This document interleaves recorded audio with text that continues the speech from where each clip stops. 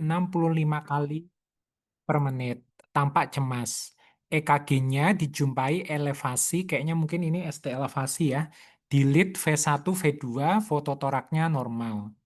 Jadi ini kemungkinan kasusnya adalah nyeri dada, terus dia ada elevasi di lead V1, V2. Ya, berarti kemungkinan dia ST elevasi lead V1, V2. Kemungkinan dia ada gangguan di anteriornya. Nah, komplikasi aritmia apa yang bisa muncul? Teman-teman kebanyakan sudah menjawab yang AV block Mobitz tipe 2.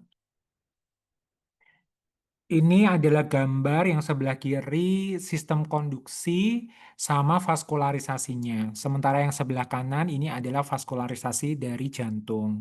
Ini review dikit aja bahwa kalau untuk sistem konduksi memang diawali dari nodus SA, habis itu ke nodus AV, setelah itu dia nanti ada bundle His, nanti dia akan bercabang jadi cabang sebelah kiri sama sebelah kanan ya, right bundle branch sama left bundle branch. Nanti left bundle branch dia ada nyabang jadi fasciculus anterior sama fasciculus posterior. Nah, nanti di nodus SA vaskularisasinya itu 60% dari arteri koroner kanan. 40% dari LCX ya, left arteri left circumflexa.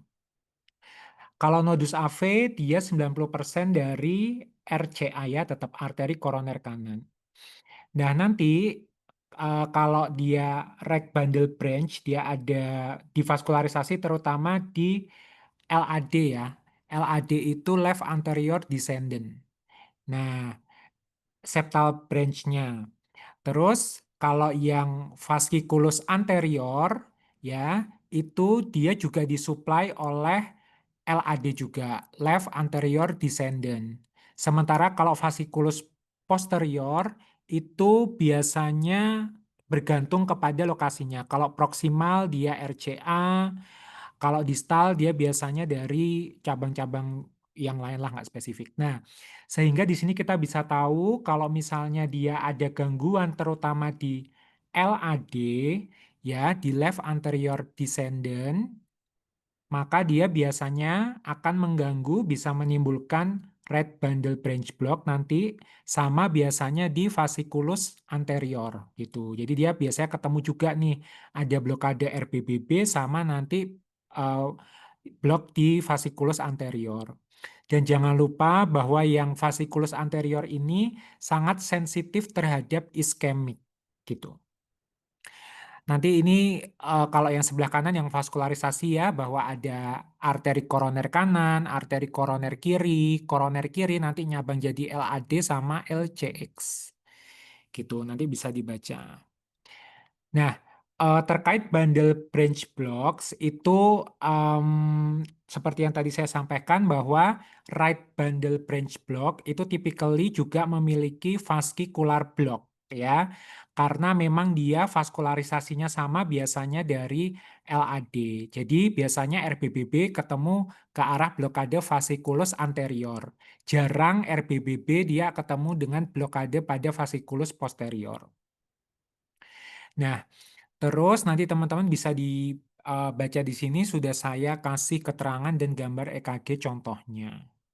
Nah, yang terkait dengan soal, salah satu komplikasi aritmia selain dari bundle branch block itu adalah AV block ya, sama aritmia gitu. Nah, untuk AV block dan aritmia ini review dikit bahwa AV block itu ada derajat 1, derajat 2 dibagi Mobitz tipe 1, Mobitz tipe 2 sama derajat 3. Kalau derajat 1 maka dia adanya pemanjangan di sini ya, pemanjangan PR. Dan dia reguler ya gitu. Itu derajat 1.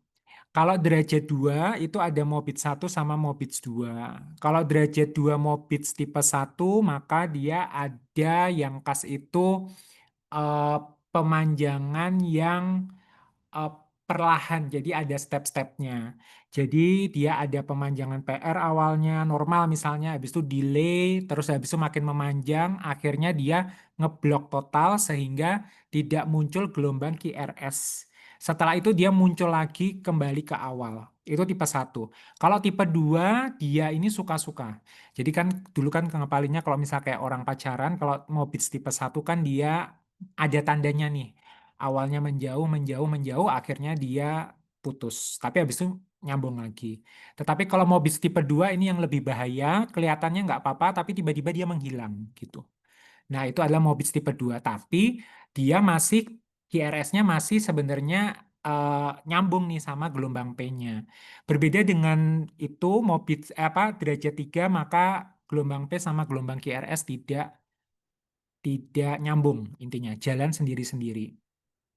Nah, terkait dengan kejadian AV block atau bradyarrhythmia yang muncul setelah kejadian akut miokard infark itu memang banyak terjadi.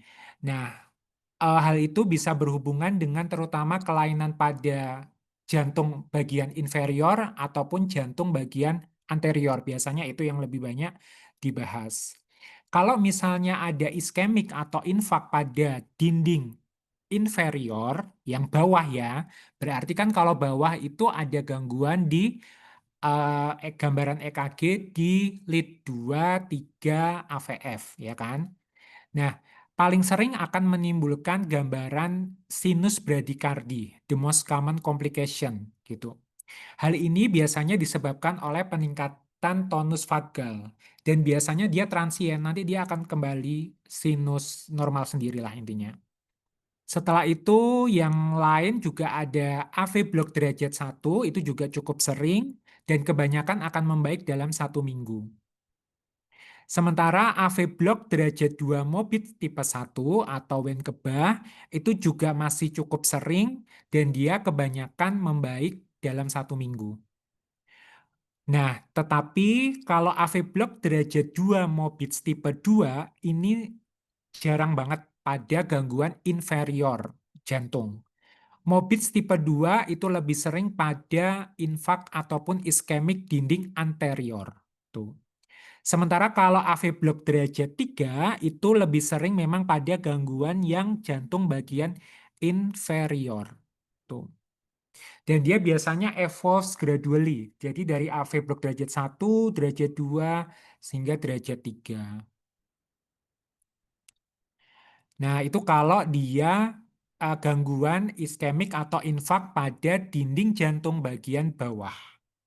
Sementara itu kalau yang kayaknya kalau kita lihat yang gangguan jantung di bagian bawah itu kebanyakan tuh membaik ya. Maksudnya kayak prognosisnya kayak masih bagus lah.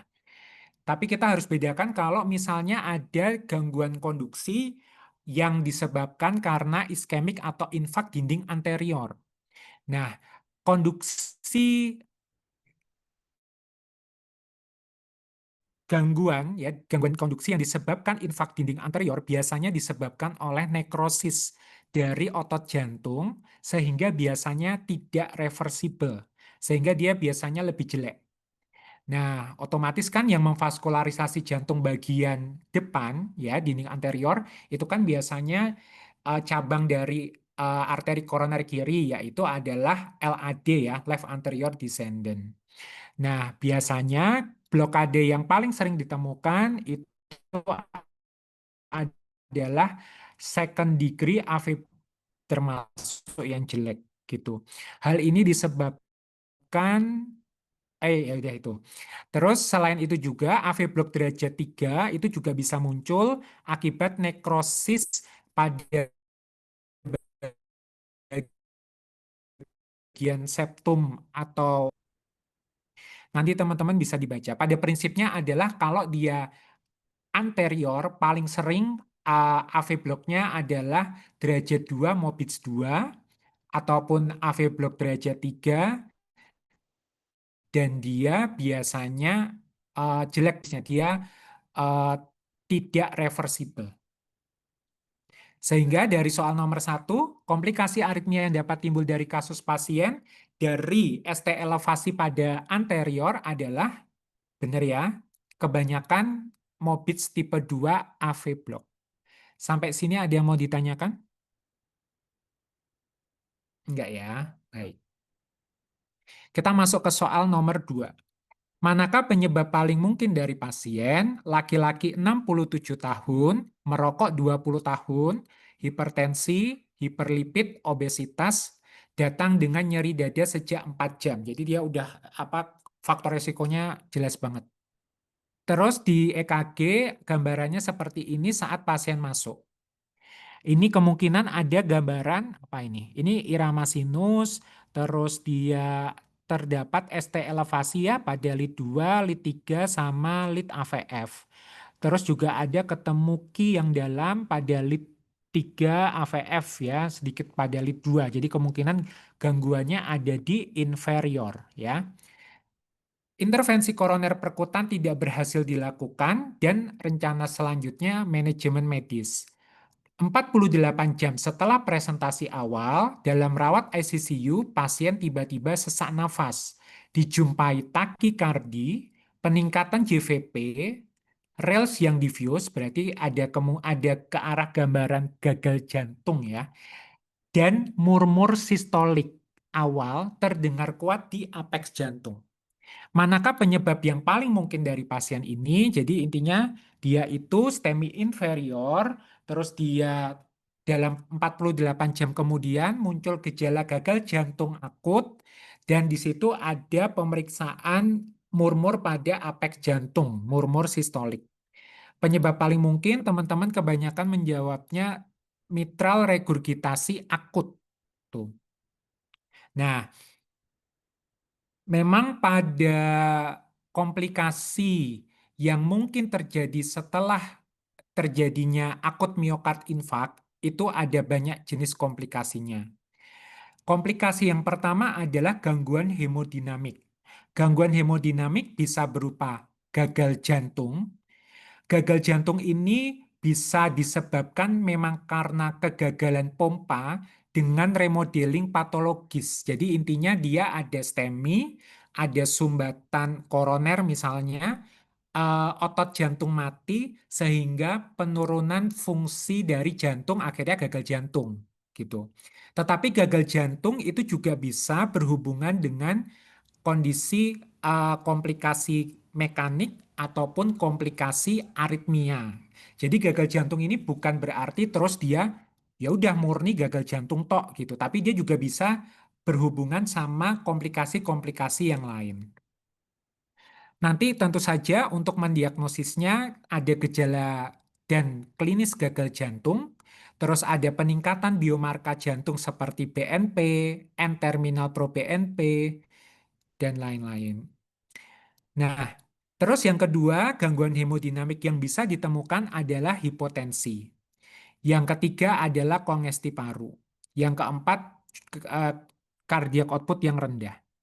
Terus komplikasi selain gangguan hemodinamik, komplikasi lain yang bisa ditimbulkan adalah aritmia dan gangguan konduksi fase akut. Aritmia dan gangguan konduksi fase akut, salah satunya yang cukup sering adalah atrial fibrilasi. Bisa juga bahkan muncul ventrikular takikardi, bisa aja dia sifatnya persisten ataupun transien, terus sinus bradikardi, AV block. Nah, itu tadi sudah sedikit kita bahas di soal yang sebelumnya. Dan lain-lain. Nanti bisa dibaca di sini. Ini sama kayak prinsipnya sama kayak yang tadi saya sampaikan di soal sebelumnya. Selain gangguan hemodinamik, gangguan blokade ataupun aritmia, maka yang ketiga adalah komplikasi mekanik. Nah, komplikasi mekanik yang bisa muncul setelah STEMI, yang pertama itu adalah katup mitral regurgitasi, ya. Jadi dia regurgitasi katup mitral yang akut biasanya ya, atau selama fase subakut.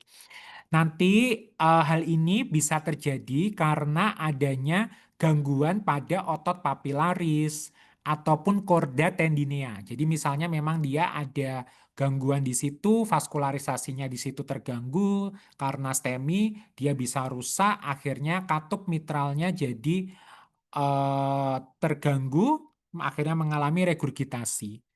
Nanti klinisnya itu biasanya ditandai dengan perburukan hemodinamik, kayak sesak akut, kongesti paru, dan murmur sistolik yang baru, yang tentu saja lokasinya di bagian katup mitral, yaitu adalah di bagian apeks jantung.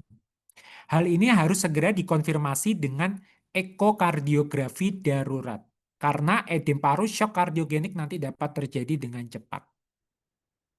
Selain itu, selain regurgitasi katup mitral, yang lain juga bisa ruptur miokardium, contohnya pada kasus ruptur ventrikel kiri. Nah, kalau ini nanti jelas dia biasanya ada hemoperikardium, tamponade jantung ya, kalau otot intinya dinding dari kamar jantung itu ruptur, pecah gitu. Selain itu juga ada ruptur septum ventricle, jadi interventrikular antara kanan sama kiri dia juga bisa ruptur. Nanti akan ada gambaran left to right shunting, intinya ada shunting. Nanti bisa dibaca. Terus juga bisa menyebabkan infak ventrikel kanan. Itu juga bisa, apalagi dia yang terutama STEMI inferior, karena kan vaskularisasinya dari arteri koroner kanan sama. Selain itu juga ada yang namanya sindrom perikarditis pasca infak. Sindrom perikarditis pasca infak ya intinya dia post STEMI terus dia jadi perikarditis gitu. Kayak Dessler ya sindrom. Nah, terus yang lain adalah aneurisma ventrikel kiri atau trombus ventrikel kiri. Dah, ini menurut saya cuma nice to know aja.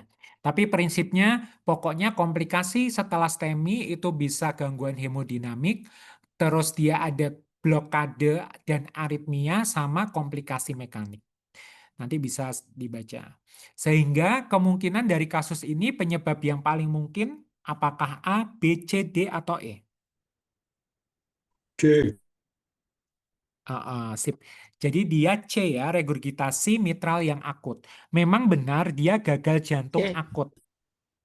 Tapi dia kan sudah ada clue yang jelas bahwa ada murmur yang sistolik terdengar kuat di apeks jantung. Ingat bahwa apeks jantung itu untuk mendengarkan katup mitral dan pada saat sistolik dia harusnya kan tertutup. Nah, tapi kok terdengar murmur tertutup, maka dia regurgitasi. Soal nomor 3. Pemeriksaan nadi yang dapat dijumpai pada kondisi ini. Laki-laki 53 tahun obes, datang dengan nyeri dada, riwayat sinkop berulang hingga 3 kali dalam 1 hari terakhir. Fisiknya ketemu mid systolic ejection murmur. Terdengar paling jelas di SIC2 kanan menjalar ke karotis disertai S4 galop. Denyut karotis menghilang, fototoraks normal. Pemeriksaan nadi yang dapat dijumpai.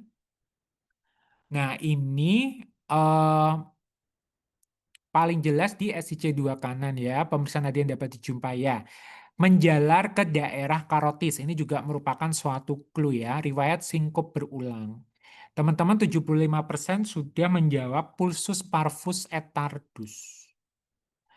Nah, ini sebenarnya mengingatkan saja bahwa ini adalah lokasi-lokasi di mana katup itu bisa terdengar. Ya, ini pernah saya share di grup ya, APTM. Kalau biasanya di SIC2, maka dia biasanya mendengarkan katup aorta biasanya.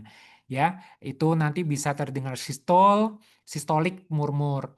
Kalau yang P pulmonal ini biasanya di SIC2, linea parasternal kiri, dia kalau systolic ejection murmur nanti bisa teman-teman baca di sini juga. T tricuspid, M2 mitral. Tetapi memang harus diperhatikan juga bahwa eh, pada left sternal border itu bisa terdengar murmur sistolik yang menunjukkan adanya hipertrofi kardiomiopati ataupun murmur diastolik yang dapat menunjukkan bahwa dia regurgitasi aorta atau regurgitasi pulmonal. Bentar. Ini posisinya dia ditemukan mid systolic ejection murmur ya. Terus dia menjalar ke area karotis. Nah, ini bentar. Bentar, mana? Oke. Nah, Jadi memang kita nggak bisa saklek ngapalin yang bener-bener "Mm, pasti ini katup aorta, ini katup pulmonal gitu ya. Tapi itu membantulah intinya. Tapi memang kita harus juga menghafalkan clue-clue yang lain. Nah, jadi yang dimaksud di soal itu adalah kasus stenosis aorta ya. Untuk kasus stenosis aorta itu dia biasanya kata kuncinya sebentar. Eh, mana ya tadi aku?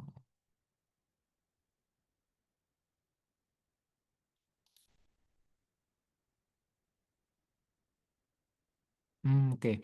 Ya, jadi kata kuncinya. Jadi kalau stenosis aorta itu adalah kondisi kan memang dia katup aortanya dia kaku ya atau stenosis. Nah, sehingga dia nanti aliran untuk darah dari ventrikel kiri ke aorta dia akan sempit intinya. Nah, murmur yang bisa terjadi karena dia biasanya adalah stenosis ya, maka dia biasanya akan terdengar pada saat dia sistolik gitu. Kan pada saat dia sistolik eh, katup aorta harusnya terbuka dan dia ada stenosis di situ. Kalau ada murmur di situ. Nah, murmur sistolik pada stenosis aorta itu salah satu yang khas, dia itu dapat terdengar pada area aortik jelas dan dia akan radiasi atau suaranya itu akan terdengar ke karotis gitu. Itu salah satu yang khas dari pemeriksaan fisik stenosis aorta. Selain itu, kalau nanti stenosisnya lebih sempit, semakin sempit, maka murmurnya itu akan semakin keras. Nah, selain itu juga, terkadang murmur yang terjadi pada stenosis aorta itu harus bisa dibedakan dengan murmur yang terjadi pada kasus hypertrophic kardiomiopati. Nanti untuk membedakannya biasanya dengan manuver falsafa. Nanti ketika manuver falsafa, maka murmur yang terjadi pada stenosis aorta dia biasanya akan lebih pelan, berkurang gitu ya. Sementara dia kalau pada hipertrofi kardiomiopati dia akan lebih keras, increase. Nah, murmur pada stenosis aorta itu sifatnya biasanya dia crescendo, decrescendo. Jadi dia ini kan S1 sama S2. Ini antara S1 dan S2 itu kan adalah saat dia sistolik ya. Jadi dia crescendo habis itu dia turun gitu. Ingat bahwa S1 dia tersusun oleh penutupan dari katup yang mitral sama trikuspid ya. Jadi kan dia masuk ke fase sistolik. Nah, terus ingat bahwa stenosis aorta kan berarti katup aortanya itu kan kaku, sehingga dia gerakannya kan juga jadi jelek. Maka terkadang kalau dia sudah parah, dia itu akan menyebabkan suara S2. Ingat bahwa S2 itu kan tersusun atas penutupan katup aorta. S2 akan terdengar soft atau quiet gitu ya, karena dia katupnya itu kaku. Selain itu, dia juga bisa timbul namanya pulsus parvus et tardus. Jadi, pulsus parvus et tardus itu intinya pulsus karotisnya itu dia akan lemah dan akan kecil. Tuh. Hmm, ya, dia akan denyutan terasa lemah kecil ya, lambat gitu. Nah, nanti untuk tata laksananya maka dia menggunakan TAVR ya, Transcatheter Aortic Valve Replacement. Ya, pokoknya kalau stenosis aorta memang kata kuncinya dia itu murmurnya sistolik di area aorta, berarti di sini ya. Terus dia akan terdengar atau radiasinya ke arah karotis. Nih, jadi dia bentuknya kayak gini nih. Tuh, jadi nggak terus murni plug di SIC2 linea parasternal kanan, dia juga bisa terdengar di daerah sini. Terus dia biasanya bisa menimbulkan klinis seperti pulsus parvus et tardus pemeriksaannya ya sama soft quiet S2. Nah, nanti teman-teman harus bisa membedakan dengan regurgitasi aorta. Ini saya munculkan karena dia membahas sama-sama di aorta. Kalau pada regurgitasi aorta berarti itu terjadi ketika Justru murmurnya pada saat dia diastol. Kalau yang pada stenosis kan dia yang seharusnya terbuka tapi dia ada murmur. Kalau regurgitasi dia seharusnya tertutup pada saat diastol tapi dia terdengar murmur. Nah, kalau regurgitasi aorta itu yang harus teman-teman ingat adalah biasanya kalau soal itu akan menunjukkan tensinya itu wide pulse pressure. Jadi sistol sama diastolnya itu jaraknya lebar banget. Sehingga nanti itu akan muncul gambaran hyperdynamic pulse. Jadi yang istilah-istilahnya yang paling banyak itu jatuh ke regurgitasi aorta. Water hammer pulse, head bobbing, pistol shot femoral pulse, Queen K, dan lain-lain gitu. Selain itu, jangan lupa juga bahwa regurgitasi aorta itu juga lebih sering ditemukan, bisa ditemukan pada ERP point ya, seperti yang pernah kita bahas di sesi sebelumnya. Nah, kalau regurgitasi aorta, dia biasanya dapat progres ke arah gagal jantung ya. Dan dia juga terapinya mau nggak mau di surgical repair. Ya, nanti bisa teman-teman baca di sini. Sehingga kalau pada soal jelas dia menjalar ke daerah karotis, SIC2 kanan, maka dia kemungkinan adalah aortic stenosis, sehingga gambarannya adalah pulsus parvus et tardus. Kalau pulsus magnus itu biasanya, pulsus magnus itu adanya karena peningkatan stroke volume yang meningkat lah, stroke volumenya dia meningkat. Jadi dia gede, apa ya, karena amplitudenya dia tinggi, high volume, large amplitude pulse. Jadi karena biasanya stroke volumenya meningkat. Contohnya pada kasus si aortic regurgitasi. Kalau paradoxus itu kalau dia inspirasi maka sistolnya dia akan turun. Contohnya bisa terjadi pada efusi pleura, tamponade dan lain-lain. Pulsus alternans itu biasanya nadinya kuat, lemah itu biasanya karena disfungsi ventrikel kiri. Pulsus defisit jangan lupa itu diperiksa. Ini kayak pernah muncul di soal OSCE Pak ya. Jadi nanti cara periksa pulsus defisit pegang nadi sama dengarkan di stetoskop di apeks jantung. Nanti jumlahnya akan berbeda. Kayak ada yang hilang pulsus defisit. Maka dia merupakan salah satunya adalah atrial fibrilasi. Sampai sini ada yang mau ditanyakan? Enggak ya, kita lanjut ke latihan soal kemarin hari Senin. Salah satu penyebab kasus di atas adalah kelainan pada katup jantung yang pada pemeriksaan fisik jantung kasnya ketemu apa? Laki-laki 59 tahun datang dengan sesak nafas sejak 1 bulan, terutama setelah berjalan 50 meter dan akhir-akhir ini timbul pada saat duduk, jadi pada saat dia istirahat. JVP-nya 5+3, dia naik batas jantung kiri 3 jari lateral garis mid clavicular kiri. Berarti ada pergeseran jantung ke sisi kiri. JVP-nya naik. Ada gejala khas gagal jantung, kayaknya emang gagal jantung. Didapatkan bising pansistolik derajat 3/6, punktum maksimum di apeks jantung, ya berarti kemungkinan di katup mitral ada sesuatunya, dan dia bisingnya sistolik ya, pansistolik tuh dia terus-terusan pada saat fase sistolik. Dan penjalaran ke arah lateral serta adanya ronki basal halus di kedua basal paru. Nah, pada saat dia sistolik, maka kan katup mitral itu dia harusnya terbuka apa tertutup? Tertutup ya. Pada saat sistolik berarti dia kemungkinan dia regurgitasi. Oke, teman-teman menjawabnya masih terbagi-bagi ya. Nah, ini tadi seperti sama sebelumnya. Nah, jadi kemungkinan karena pada saat dia sistolik, berarti kan katup mitralnya dia harusnya dia tertutup, maka ada murmur di situ, maka dia adalah regurgitasi katup mitral. Nah, regurgitasi katup mitral ini memang murmurnya sifatnya holosistolik, jadi dia pansistolik. Jadi dia terdengar pada saat sistolik gitu ya, terus-menerus. Nah, dia biasanya itu terdengar di apeks jelas, sama dia biasanya akan suaranya murmurnya itu akan terdengar juga ke area aksila. Makanya di soal dia bilang dia eh, terdengar penjalaran ke arah lateral, maksudnya nanti ke arah aksila. Nah, penyebabnya itu macam-macam, bisa akut ataupun kronik. Kalau akut demam rematik, IE, MI, trauma, dan lain-lain. Atau kronik seperti mitral, prolaps katup mitral juga bisa. Nah, nanti temuannya yang khas itu adalah murmur terdengar di apex akan terdengar menjalar ke aksila. Apex akan bergeser ke arah lateral. Tuh. Terus bisa juga terdengar suara S3 dan lain-lain ya. Pokoknya tanda-tanda gagal jantung itu akan bisa terdengar ya.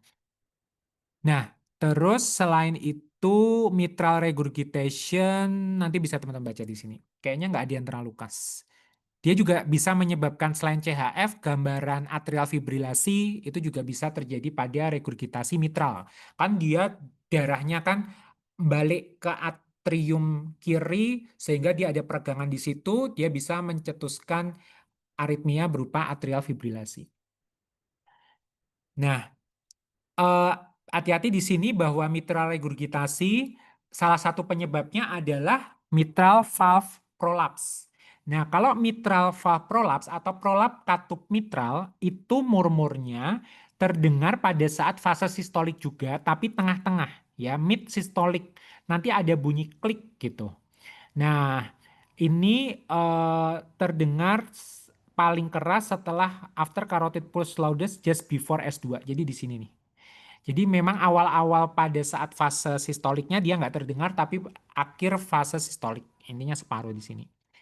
Nah, mitral valve prolapse ini nanti bisa disertai dengan mitral regurgitation. Jadi nanti bisa aja dalam satu pasien, satu kasus itu kedua-duanya bisa terjadi gitu.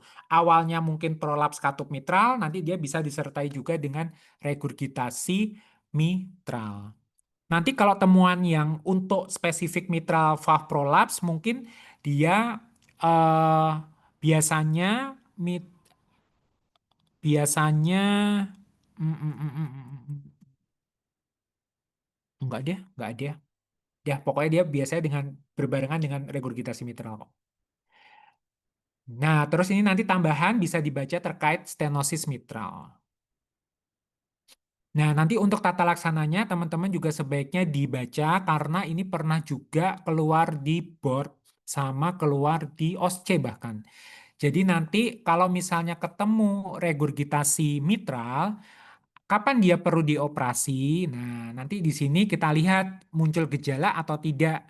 Kalau dia ada gejala, terus ejeksi fraksinya itu left ventrikularnya kurang dari 30% operasi. Tetapi kalau dia ada gejala tapi ejeksi fraksinya di atas 30%, coba dapat dikasih obat-obatan. Obat-obatan itu bisa berupa macam-macam, seperti vasodilator arterial, seperti sodium nitroprusid, ataupun kalau misalnya dia dengan hipotensi, maka sebaiknya dikasih tindakan aortic balloon counterpulsation dan lain-lain ya. Nah, tetapi kalau dia refraktor terhadap terapi obat-obatan, dia masih ada gejalanya, maka bisa dipertimbangkan untuk dilakukan operasi jika memang memungkinkan. Tetapi jika dia tidak ada gejala, kalau ejeksi fraksi ventrikel kirinya kurang dari 60% atau misalnya left ventricular end systolic diameternya lebih dari 45, maka dia operasi aja gitu. Atau muncul AF onset baru, maka dia operasi aja. Nah, nanti teman-teman silakan dibaca di sini. Jadi prinsipnya adalah harus tahu kapan regurgitasi mitral itu perlu dilakukan tindakan operasi. Nanti tentu saja operasinya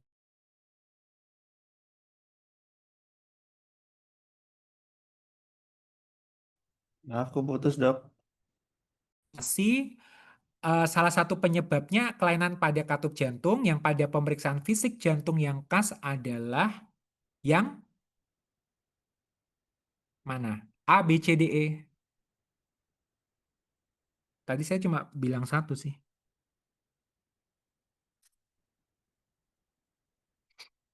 Yang mana kira-kira? Eh, Yang A, split S2 menetap, late systolic click di apek jantung, S1 mengeras opening snap, atau D atau E? C. C. C, Dok. Ah, Nah, jadi bahwa dia itu berhubungan, ingat bahwa mitral regurgitasi berhubungan dengan mitral valve prolaps. Salah satu penyebab dari mitral regurgitasi. Sehingga dia jawabannya yang ini. Yang late systolic klik di apek jantung. Kalau yang A, split S2 yang menetap biasanya itu ASD nanti bisa dibaca. Yang C, teman-teman kalau dengar opening snap, OS gitu ya, opening snap itu selalu berhubungan dengan mitral stenosis. Kalau aku dulu ngapalinnya MSOS gitu. MSOS, mitral stenosis opening snap. Tuh. Nanti ada apa clue-cluenya sendiri untuk menghafalkan tuh ya. Jadi eh, kadang-kadang memang ada beberapa di kardiologi itu sebaiknya dihafalkan. Terus kalau yang D itu nggak menunjukkan apapun, yang E itu bising continue di SIC2 linea parasternal kiri.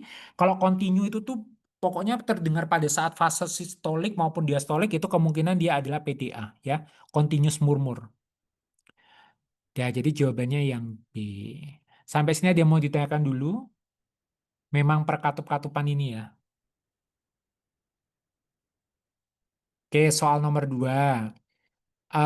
Kita meninggalkan katup. Rencana evaluasi lebih lanjut yang tepat. Wanita 34 tahun nyeri dada 3 hari. Muncul saat menarik nafas. Nyeri hilang timbul tidak tergantung aktivitas. Seminggu sebelumnya ada gejala kayak flu.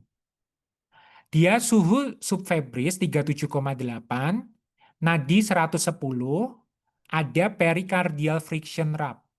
EKG-nya ketemu gambaran apa ini? Gambaran ST, Elevasi di semua lid. ya, Semua lab. ST elevasi hampir di semua lead, apalagi didukung dengan pemeriksaan pericardial friction rub. Ronsen torak tampak bayangan jantung sedikit membesar. Ini adalah kasus Perikarditis. perikarditis ya, perikarditis akut. Nah, pertanyaannya perikarditis akut, evaluasinya pemeriksaannya apa berikutnya? Nah, teman-teman kebanyakan menjawab kultur dan resistensi mikroorganisme dari darah. Mungkin dikiranya IE kali ya. Tuh, jadi eh tapi 37,5% sudah menjawab ekokardiografi. CT scan nanti tempatnya ada di mana nanti kita lihat. Jadi intinya kan dinding eh, jantung itu kan kalau dari dalam ada endokardium, habis itu ada tengah-tengahnya otot miokardium, sama paling luar perikardium. Nah, perikardium sendiri itu ada lapisannya yang visceral sama lapisan yang parietal. Nah, untuk gangguan ataupun penyakit pada perikardium ada beberapa yang harus teman-teman pahami. Yang pertama adalah akut perikarditis. Perikarditis adalah inflamasi pada perikardium. Dia dibagi ada yang akut. Kalau akut itu biasanya dia kurang dari 4 minggu. Ada juga yang namanya insesan itu dia lebih dari 4 minggu tapi kurang dari 3 bulan tanpa remisi. Jadi dia terus menerus. Terus perikarditis kronik dia menetap lebih dari 3 bulan. Oke. Terus kalau perikarditis akut, nanti kriteria diagnosisnya bisa teman-teman lihat di sini. Intinya dia memenuhi 2 dari 4. Nyeri dada perikarditik, perikardial RAPS, terus ada gambaran new widespread ST elevation atau depresi segmen PR, bisa juga ya depresi, terus efusi perikard, baik yang baru atau perburukan. Selain itu karena dia inflamasi akut, biasanya dia akan ada peningkatan CRP, rasio sedimentasi eritrosit, leukosit, dan lain-lain. Ataupun ada bukti inflamasi perikardial dari pencitraan seperti CT atau MR. Ya, itu ya untuk perikarditis akut. Nah, untuk perikarditis yang akut ini nanti juga gambar pemilihan eh, pemeriksaan penunjang pertama kali yang disarankan adalah TTE, Transthoracic ekokardiografi pada semua pasien dengan kecurigaan perikarditis akut. Nah, kalau foto ronsen torak itu paling bisa aja peningkatan CTR, tapi kalau dia di situ ada efusi yang setidaknya mencapai 300 cc. Sehingga pilihan pemeriksaan penunjang yang paling tepat adalah TTE. Nanti temuannya apa? Bisa teman-teman lihat di sini, mungkin bisa ketemu efusi perikardium, bisa lihat kontraktilitas ventrikel kiri ya. Kalau ada gangguan miokarditis juga, maka dia ada gangguan kontraktilitas. Kecerahan perikardium akan meningkat, maka kemungkinan dia perikarditis akut. Ya, terus gambaran lain adalah penebalan perikardium dan ada gambaran septal bunching. CT juga bisa, tetapi memang tetap pilihan pertamanya adalah TTE gitu. Terus untuk tata laksananya gimana? Tata laksananya itu kalau dia ketemu prediktor prognosis yang buruk seperti demam di atas 38, onset subakut, efusi perikard luas, tamponade kardikordis, atau tidak respon terhadap aspirin atau NSAID setelah 1 minggu, maka dia faktor prediktor mayornya positif, maka dia sebaiknya rawat inap. Kalau enggak, ya udah rawat jalan enggak apa-apa. Terus pilihan obatnya apa sekarang? Pilihan obatnya itu yang pertama uh, uh, uh, memang paling sering salah satunya penyebabnya itu adalah infeksi virus. Makanya di soal itu bilangnya dia sebelumnya ada gejala flu. Mungkin dia berhubungan. Tetapi kalau enggak, terapi yang bisa kita berikan yaitu adalah satu aspirin atau NSAID ya sebagai terapi pilihan perikarditis akut. Nanti dosis aspirinnya adalah 3 kali 750 sampai 1000 mg. Kita berikan selama 1 sampai 2 minggu, terus turunkan dosis bertahap setiap 1 sampai 2 minggu sebanyak 250 hingga 500 mg. Kita turunkan. Terus kalau selain itu diberikan juga NSAID, contohnya adalah ini atau ya adalah ibuprofen 3 kali 600 mg selama 1 sampai 2 minggu, turunkan dosis bertahap setiap 1 sampai 2 minggu sebesar 200 sampai 400. Jadi pokoknya bisa aspirin atau NSAID. Terus dapat dikombinasikan dengan colchicine ya sebagai ajuvan. Colchicine itu dapat mencegah dan mencegah terjadinya kemungkinan rekurensi. Dosisnya yang diberikan kalau dia kurang dari 70 kilo maka 1 kali setengah miligram, tapi kalau dia 70 kilo ke atas maka dia 2 kali setengah miligram.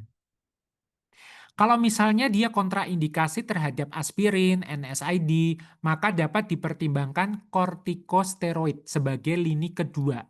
Dosisnya itu dosis rendah aja sampai moderate seperti prednison 0,2 hingga 0,5 mg per kg per hari. Sampai dia perbaikan gejala dan CRP nilainya turun. Habis itu tapering off. Ya, itu ya terapinya. Terus prognosisnya kebanyakan kalau perikarditis akut biasanya viral atau idiopatik itu jangka panjang prognosisnya sangat bagus. Tetapi kalau misalnya dia ada keganasan atau infeksi tuberkulosis atau perikarditis purulenta, jadi dia karena pus infeksi yang berat gitu, maka dia prognosisnya jelek. Bisa menjadi tamponade eh, bisa menjadi perikarditis konstriktiva ataupun cordis tamponade. Nah, nanti teman-teman bisa dibaca di sini ya.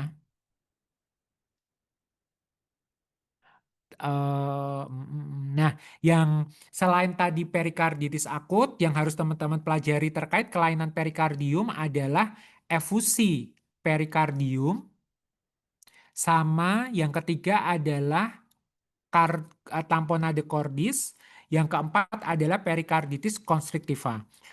Kalau perikarditis constrictiva itu intinya pada perikardium sudah muncul fibrosis ya. Namanya fibrosis jaringan parut ya. Dia biasanya sifatnya itu narik sehingga dia otomatis akan terjadi gangguan peregangan gitu ya. Nah, Biasanya kalau perikarditis konstriktiva itu penyebabnya memang paling sering idiopatik atau virus pasca bedah jantung, pasca terapi radiasi ya, paling sering pada terapi Hodgkin disease ataupun CA-MAME, penyakit jaringan ikat, post TB dan lain-lain. Nanti teman-teman bisa dibaca di sini. Nah, tata laksana utamanya itu ya jelas spesifik. Kalau dia disebabkan TB ya obati TB-nya, OAT dan lain-lain. Jangan lupa juga terapi yang lain dapat diberikan seperti antiinflamasi juga bisa diberikan. Yang ketiga, terapi suportif juga dapat diberikan. Tetapi biasanya kalau dia sudah konstriktif gitu, ya udah parah gitu ya mau nggak mau harus direseksi. Sehingga rencana evaluasi lebih lanjut yang paling tepat adalah ekokardiografi. Karena ini soal merujuk kepada kasus perikarditis akut. Terapinya jangan lupa aspirin atau NSAID tambah kolkisin. Terus kalau nggak mempan, maka bisa dipakai kortikosteroid. Soal nomor 3. Terapi kausal untuk memperbaiki keluhan dan prognosis. Oh alah ya ini sama. Laki-laki 5 tahun, sesak nafas 2 minggu, dipengaruhi aktivitas, tidur dengan 2 bantal. Demam timbul bersamaan dengan keluhan sesak, bengkak pada kedua kaki, riwayat kena karsinoma nasofaring, menjalani radioterapi 6 bulan yang lalu. Tanda kusmaul, hepatomegali, asites, voltase rendah, ekokardiografi penebalan perikard. Dah, terapi kausal untuk memperbaiki keluhan dan prognosis adalah A, B, C, D, E. Fungsi. Fungsi ada. Ini kemungkinan diagnosisnya adalah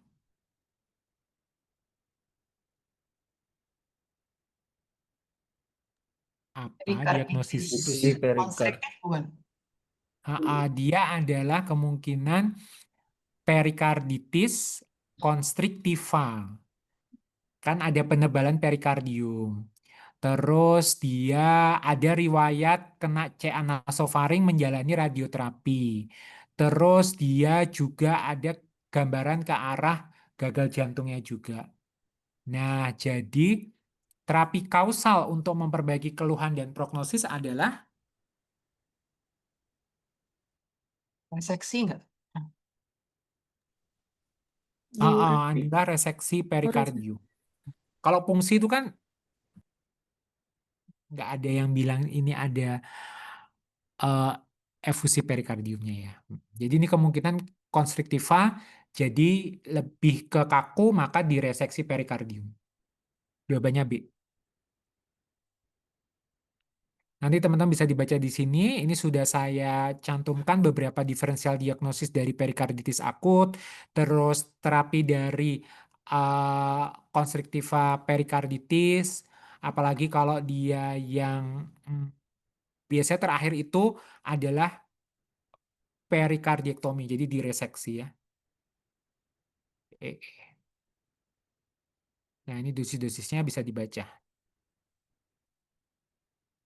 Oke, nomor 3, jadi nomor 3 jawabannya adalah reseksi perikard. Oke, kita masuk ke latihan soal minggu kemarin. Soal nomor 1, tata laksana antibiotik. Wanita 25 tahun, demam menggigil, nyeri dada kiri, sama nyeri sendi. 2 minggu yang lalu baru saja operasi MVR, mitral valve replacement, mual muntah. Bintik-bintik merah pada kulit, telapak tangan, dan kaki, murmur holosistolik memberat ketika inspirasi pada parasternal kiri.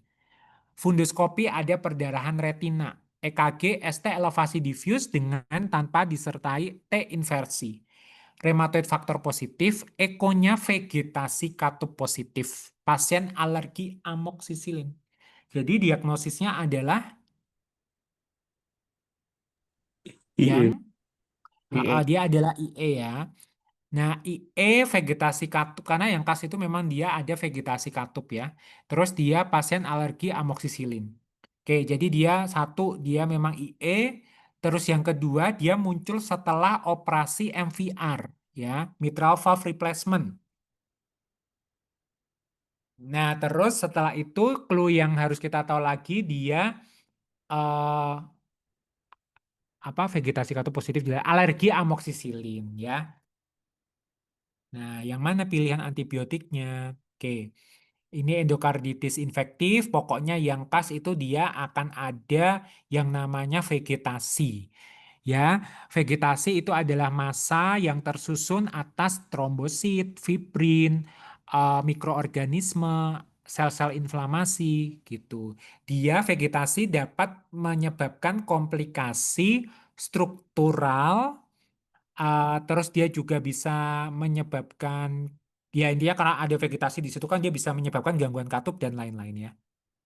Nah, pada IE sendiri jangan lupa klasifikasinya tuh ada banyak. Jadi ada yang membagi berdasarkan posisi jantung. Ada IE kanan, ada IE kiri, ya left sided sama right sided.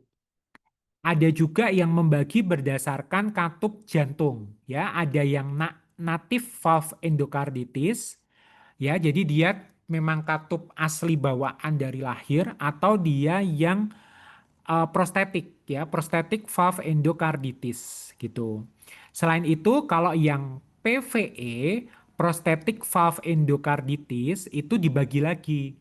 Ada onset dini kalau dia terjadi kurang dari 1 tahun pasca tindakan, sama late onset kalau dia terjadi lebih dari 1 tahun pasca tindakan.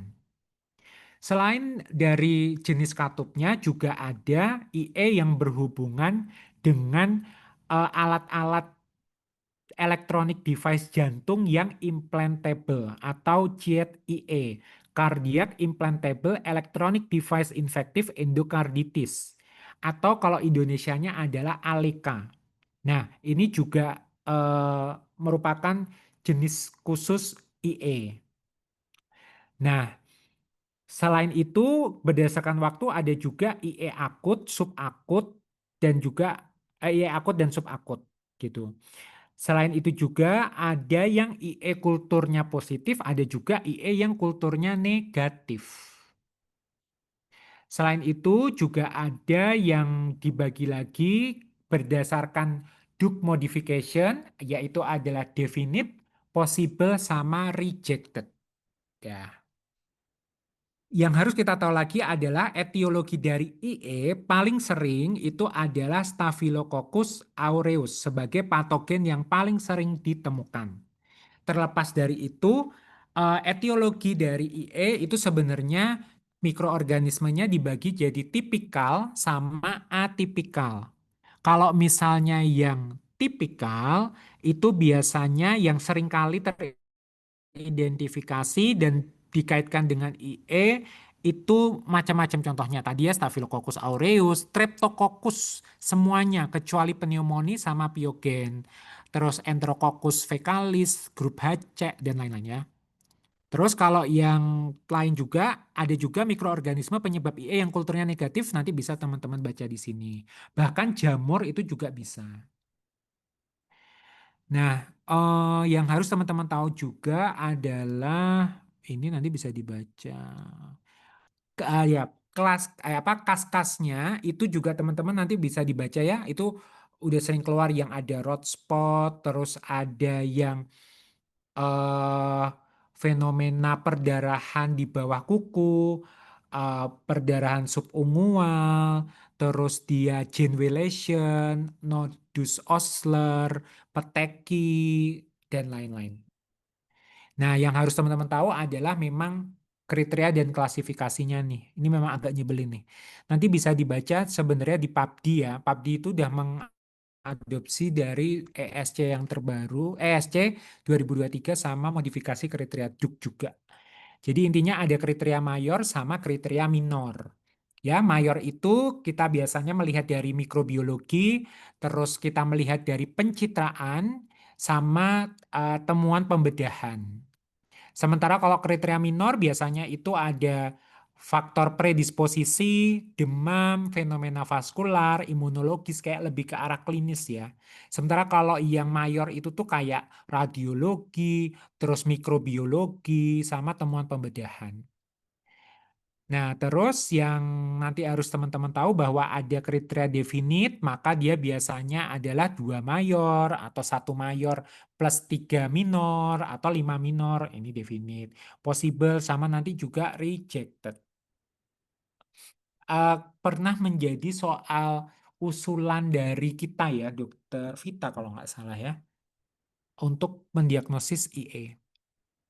Nanti pokoknya ketika ketemu kecurigaan ke arah IE, maka kita masukkan ke kriteria diagnosis apakah dia definite, possible, atau rejected. Gitu. Terlepas dari itu, maka pemeriksaan penunjang yang yang memang harus dilakukan yaitu adalah pemeriksaan kultur sama pemeriksaan ekokardiografi. Nah, ekokardiografi sebenarnya baik TTE maupun transesofageal atau TEE itu bisa. Tapi kalau ada pertanyaan ya jelas kalau awal lebih dipilih transtorakal karena dia lebih mudah. Kan biasa tuh. Tapi kalau hasil dari transtorakalnya nggak konklusif, baru kita mungkin pertimbangkan ke transesofageal. CT, PET CT itu juga bisa.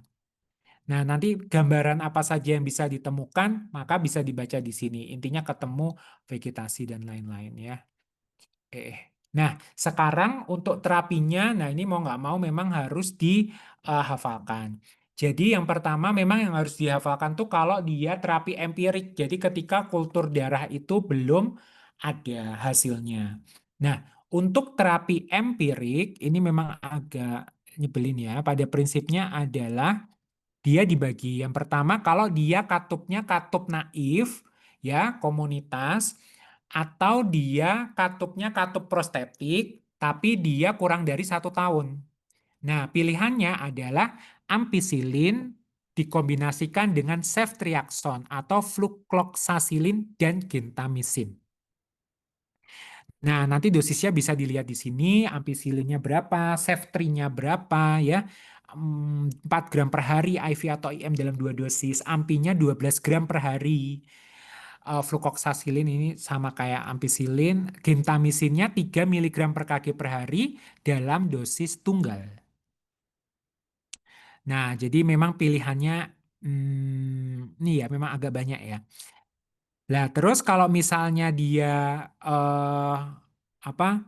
Dia kalau onset kalau dia misalnya katupnya prostetik, onset dini ataupun IE yang terkait dengan nosokomial, maka pilihan obatnya adalah vancomycin atau daptomycin kombinasi dengan ginta dan rifampin. Nah, vankonya 30 mg per kg per hari, rifampinnya 900 hingga 1200 mg per hari. Gintanya sama 3 mg per kg per hari, dosis tunggal. Nah, tetapi kalau yang si naif, katupnya naif komunitas atau yang dia katup prostetik onset lambat tuh berarti lebih dari 1 tahun ya. Kayaknya aku tadi salah nyebutin. Lebih dari 1 tahun dengan alergi beta laktam, maka pilihannya cefazolin atau vancomycin kombinasi dengan gentamisin. Gitu. Ini dosisnya sama ya.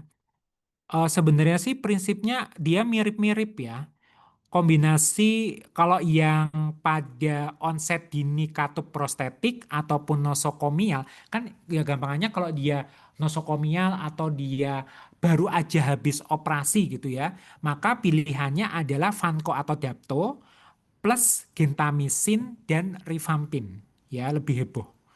Tetapi kalau misalnya dia onset lambat ataupun dia yang komunitas dapat dari masyarakat, maka ya pakai yang nggak ecek-ecek juga sih, pakai yang ampicillin, terus ditambah ceftriaxone atau flucloxacillin plus gentamisin gitu, ampi genta ceftri tuh. Tetapi kalau dia alergi beta laktam, nah alergi beta laktam yang komunitas katup naif ataupun yang onset lambat katup prostetik, maka dia dikasih cefazolin atau vancomycin. Tadi kayaknya aku udah nyebut ya, dikombinasikan dengan gentamisin. Udah, dosisnya sama kok. Nah, kalau pada soal itu dia apa ya? Soal itu dia bilang dia baru operasi dan dia alergi amoksisilin. Nah, dia baru habis operasi, berarti dia onset dini ya. Dan dia alergi amoksisilin. Nah, berarti kira-kira terapinya apa? Kalau dari tabel ini. Pankogenta. Pankogenta. Oh, Genta. Hmm. Ya, berarti jawabannya adalah, oh teman-teman kebanyakan menjawabnya adalah yang B ya. Ya, jawabannya B. adalah vancomycin. Gitu. Sampai sini dia mau ditanyakan nggak? Ini mau nggak mau sih harus dihafalin ya. Tapi kalau misalnya teman-teman nggak ada waktu sih, aku nggak apa-apa sih kalau aku sih ikhlas aja. Soalnya kayak susah. Nggak bisa sih teman-teman masih ada waktu kok untuk ujian yang board yang asli, jadi harus dihafalin. Nomor 2, tindakan prevensi yang tepat pada pasien. Perempuan 52 tahun nyeri dada 4 jam nih. Nyeri sendi berpindah-pindah. Terus ketemu nodul 1-2 cm bentuk bulat, tidak nyeri tekan. Terus ternyata waktu kecil kena demam rematik. Nah, pertanyaannya tindakan pencegahan yang tepat. Nah, ini berarti kan mau ke arah kasus rematik ya, demam rematik. Kalau dia nanti muncul adanya gangguan katup atau apa, maka dia kemungkinan sudah penyakit jantung rematik, apalagi dia nanti jadi gagal jantung.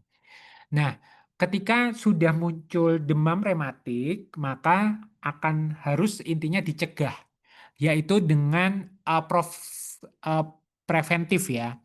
Jadi dia nanti ada pencegahan primer kalau dia sama sekali belum terkena demam rematik atau dia sudah terkena tetapi dia jangan sampai nanti jadi penyakit jantung rematik, jangan sampai dia relapse lagi, maka dia namanya pencegahan sekunder gitu. Nah, sekarang pilihan pencegahannya menggunakan apa? Nanti teman-teman bisa dibaca di sini juga eh, bagaimana demam rematik akut itu terjadi secara patogenesis, juga ada kemungkinan terkait proses imunologis yang tidak normal, lalu pemeriksaan bising jantung yang sering ditemukan pada demam rematik, itu paling sering terkena adalah katup mitral. Jadi awalnya mungkin dia regurgitasi, terus nanti dia bisa berkembang menjadi stenosis bahkan. Terus ada juga bising Kerri-Combs. Ini juga nanti salah satu bising yang bisa muncul pada kasus demam rematik. Aorta regurgitasi juga bisa. Selain dari bising jantung yang muncul karena peradangan pada jantung atau karditis, manifestasi lain dari demam rematik yaitu adalah artritis yang biasanya dia itu menyebabkan keluhan nyeri, habis itu sembuh, habis itu sendi yang lain. Jadi kayak kesannya berpindah-pindah. Selain itu juga bisa muncul korea. Korea itu intinya biasanya terjadi pada anak-anak, gerakannya involunter ya, tidak terkoordinasi. Biasanya pada muka, leher, tangan sama kaki. Selain itu akan ketemu gambaran erythema marginatum ataupun nodul subkutan. Nanti pemeriksaan untuk mendiagnosis memang dia nanti ada kriteria. Selain pemeriksaan fisik, pemeriksaan penunjang yang bisa dilakukan, dievaluasi itu adalah ekokardiografi, ya, untuk melihat tingkat keparahan dari penyakit katup, ya biasanya. Nah, sekarang nanti teman-teman bisa dibaca di sini bagaimana mendiagnosis suatu demam rematik akut. Lalu kalau sudah ke penyakit jantung rematik gimana? Nah, ini nanti ada kriterianya sendiri bisa dibaca juga. Memang paling sering mengenai katup mitral ataupun katup aorta. Nah, terus kalau untuk pencegahan, kalau untuk pencegahannya, maaf, kalau untuk tata laksananya, sebenarnya pada prinsipnya tata laksananya itu eh, kalau memang dia terbukti memang masih ada infeksi Streptococcus, maka harus ditangani infeksi Streptococcusnya dan tata laksana komplikasi yang sudah terjadi. Nah, terus kalau untuk eh, pencegahannya, teman-teman bisa lihat di sini. Profilaksis sekunder dapat diberikan dengan benzatin penisilin kalau bisa. Lamanya adalah kalau profilaksis sekunder lebih dari 5 tahun atau sampai usia 21 tahun. Kalau dia tidak ada karditis. Kalau ada karditis, maka dia lebih dari 10 tahun atau sampai usia 21 tahun kalau dia karditisnya teratasi. Kalau dia sudah parah, maka diberikan lebih dari 10 tahun atau sampai usia 40 tahun. Tergantung dia lebih lama mana. Misalnya dia usianya 39 tahun, terus kita mau kasih pencegahan sekunder gitu ya, supaya dia tidak bertambah parah. Ya, tentu saja kita kasih yang paling lama. Kita kasih 10 tahun. Nggak mungkin dong kita 39 tahun cuma kita kasih 1 tahun sampai usia 40 tahun gitu. Jadi pakai yang paling lama. Nah, nanti dosisnya berapa? Nah, untuk dosisnya, lini pertamanya jelas benzatin penisilin.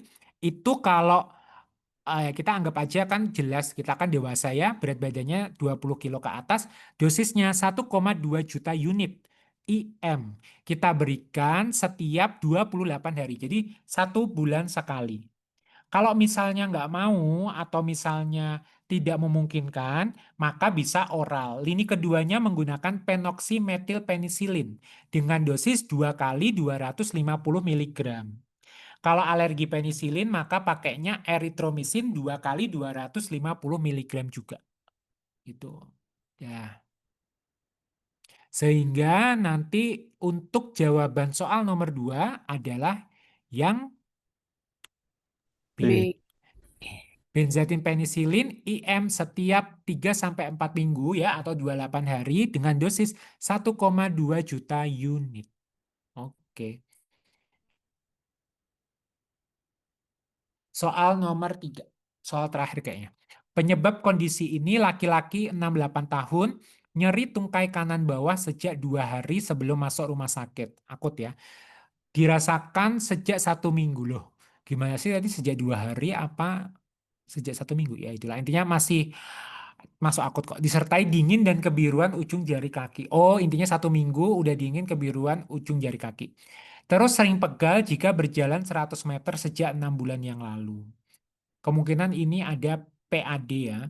Terus sekarang dia datang dengan kondisi akut atau ALI. Faktor resikonya tensi tinggi, kolesterol tinggi, merokok. Dia tensinya tinggi, takikardi, terus nyerinya ya, numeric rating scale, rate scale-nya 6, berarti dia nyerinya sedang. Mokaina ini untuk melihat kognitif ya, geriatri ya. Tidak ada gangguan kognitif. MNA ini 12 itu resiko maaf. Dia malnutrisi kayaknya, resiko malnutrisi. GDS, Geriatric Depression Scale-nya 2, ini tidak depresi, ADL-nya 8/20, JVP tidak meningkat, pulsasi arteri dorsalis pedis kanan tidak teraba, pedis kanannya dingin, CRT 10 detik, AB kanan 0,6, kiri 0,92. Sebenarnya ini agak aneh ya, ini kan diagnosisnya adalah apa? Dari soal. Arteri papilanya. Apa Oklusi dong. diagnosisnya? A. PAD. CRI. Nah, ya jadi ini itu adalah kalau di saat ini memang jelas diagnosisnya itu adalah ALI gitu. Tapi yang saya bingung adalah harusnya kalau ALI kan sakit banget ya, dia nggak mungkin tuh dicek ABI harusnya. Nah, tetapi terlepas dari itu jawabannya semuanya benar yaitu adalah oklusi arteri poplitea. Jadi eh, PAD kan dia istilah umum untuk penyakit arteri perifer. Jadi intinya eh, selain selain arteri koroner. Jadi intinya dia bisa kena aorta abdominal, arteri iliaka, tetapi paling sering memang arteri femoral dan arteri poplitea. 80 hingga 90% pasien. Nah, PAD itu dia secara klinis itu memang dia bisa berupa asimptomatik, kronik simptomatik, berupa claudicatio intermittent, ALI sama CLTI. Jadi PAD itu sebenarnya adalah payung, istilah payung ya. Tapi dia lebih spesifiknya ada asimptomatik, kronik simptomatik, ALI sama CLTI. Nanti kalau ALI, akut limb iskemik, itu batasnya dengan CLTI adalah 2 minggu. Tuh. Nanti tentu saja yang namanya ALI dia akut ya, jadi dia biasanya memang intinya bahaya. Ya semuanya bahaya sih. Nanti bisa teman-teman baca di sini. Nah, untuk ALI sendiri yang menjadi soal ini, teman-teman harus tahu bahwa ALI ada beberapa derajat atau stagingnya. Ada 1, 2A, 2B, sama 3. Kalau derajat 1 ini yang ringan, paling ringan dari ALI, itu adalah termasuk kategori yang viabel. Nanti ada beberapa yang harus kita nilai. 1, sensoriknya, 2, motoriknya, 3, Doppler arteri, 4, Doppler vena. 4 ini sih yang penting gitu untuk membedakan dia derajat 1, 2A, 2B atau 3. Kalau derajat 1 maka dia biasanya tidak ada gangguan sensorik, tidak ada gangguan motorik, Doppler di arteri atau vena dia masih terdengar ya. Itu adalah derajat 1, itu viable ya, prognosisnya tidak no immediate threatening. Nah, kalau derajat 2 itu ada 2A sama 2B. Kalau 2A itu marginally threatened, kalau 2B immediately threatened. Nah, bedanya 2A sama 2B ya. Kalau persamaannya intinya dia sudah mulai ada gangguan sensorik. Tetapi kalau 2A itu gangguan sensoriknya itu bisa saja minimal. Minimal itu terbatas pada ibu jari kaki. Kalau 2B itu lebih dari ibu jari. Terus kalau motorik defisit dia biasanya sudah muncul pada 2B gitu. Sementara kalau derajat 3 itu irreversible. Nah, kalau irreversible jelas dia sudah ada gangguan sensorik, gangguan motorik, bahkan sampai paralisis atau sampai kayak dia kaku. Terus dia anestetik, dia nggak kerasa apa-apa. Nah, tadi saya lupa bilang. Kalau yang derajat 3 tidak ada terdengar Doppler baik di arteri maupun vena. Tadi kalau yang derajat 2 itu yang membedakan salah satunya dengan derajat 1 adalah pada derajat 2 Doppler yang di arteri dia biasanya tidak terdengar ya. Kalau derajat 1 masih terdengar. Nah, nanti pernah keluar di soal, terus tata laksananya gimana? Nah, kalau teman-teman lihat dari ESC itu nanti agak bingung, jadi saran saya lihat yang Amerika. Nah, kalau dia derajat 1, maka namanya adalah revaskularisasi urgent ditambah antikoagulan. Pilihannya biasanya dengan UFH ya. Terus ya udah itu ya yang paling penting. Terapi awalnya intinya. Kalau derajat 2, 2A ya, kalau 2A itu namanya adalah tetap sama yaitu urgent revaskularisasi. Tapi kalau 2B namanya revaskularisasi emergency. Tentu saja itu kita tambahkan dengan antikoagulan pilihannya adalah heparin, kecuali dikontraindikasikan. Terus kalau derajat ketiga atau irreversible, maka nggak usah revaskularisasi. Primary amputation menjadi pilihan gitu. Oke ya, derajat 1 itu urgent revaskularisasi. 2A urgent revaskularisasi, 2B emergent revaskularisasi, derajat 3 amputasi primer. Nanti bisa teman-teman baca di sini. Dan memang kalau berdasarkan lokasi nanti bisa teman-teman lihat di sini aorta, arteri iliaka, arteri femoralis, arteri poplitea, arteri tibialis. Kalau dia ada sumbatan misalnya di arteri poplitea gitu, maka nanti biasanya yang ada keluhan yang bagian betisnya sini. Kalau ada sumbatan dia di arteri femoralis, maka dia bagian sini yang akan kram gitu-gitu ya, klaudikasionya. Ya, jadi jawabannya benar yang A, oklusi arteri poplitea. Sampai sini ada yang mau ditanyakan dulu?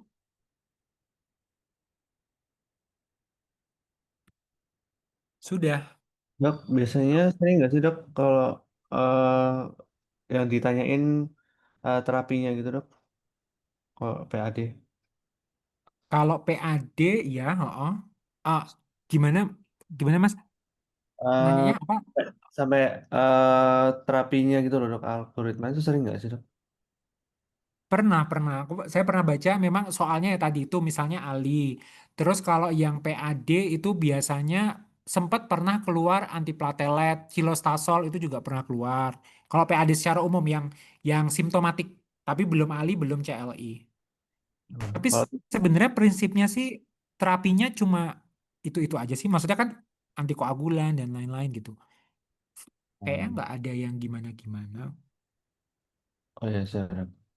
Tapi yang penting sih prinsip revaskularisasinya apa, terus antikoagulan lah intinya dikasih. Kalau nggak ada kontraindikasi. Ada Siap lagi dok. yang mau ditanyakan?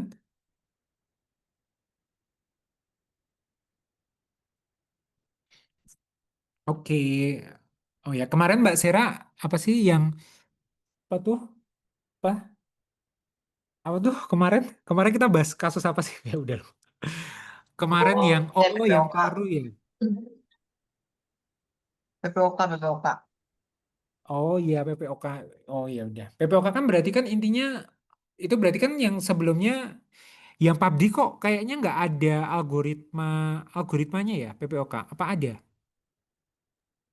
Ada tapi yang kalau PPOK Gold. Oh iya jatuhnya kan itu stabil, iya kan? Iya Oh, bener nggak? ternyata itu yang stabil ya. Tapi kalau yang exacerbasi tetap pilihannya yang short acting kan ya. Oh ya betul. Kalau exacerbasi berarti dia intinya adalah yang sabah plus minus yang sama itu. Makanya kita biasa kasih kombifen. Steroidnya pakai steroid sistemik, oral ya atau IV, terus oksigenasi, saturasi 88 sampai 92, terus antibiotik kalau perlu. Oke, ada yang mau ditanyakan? Kalau tidak ada, izin saya tutup. Kalau misalnya ada yang ingin ditanyakan, silakan ditanyakan lewat grup, nggak apa-apa. Nggak usah malu, atau misalnya mau wapri juga nggak apa-apa. Saya minta maaf kalau misalnya di dalam penjelasan masih ada yang kurang, ataupun misalnya masih belum jelas. Saya minta maaf. Semoga apa yang didapat di malam hari ini itu bisa menjadi pemicu teman-teman belajar lagi untuk menghadapi pre-board dan ujian board ke depan. Berdoa kita mulai.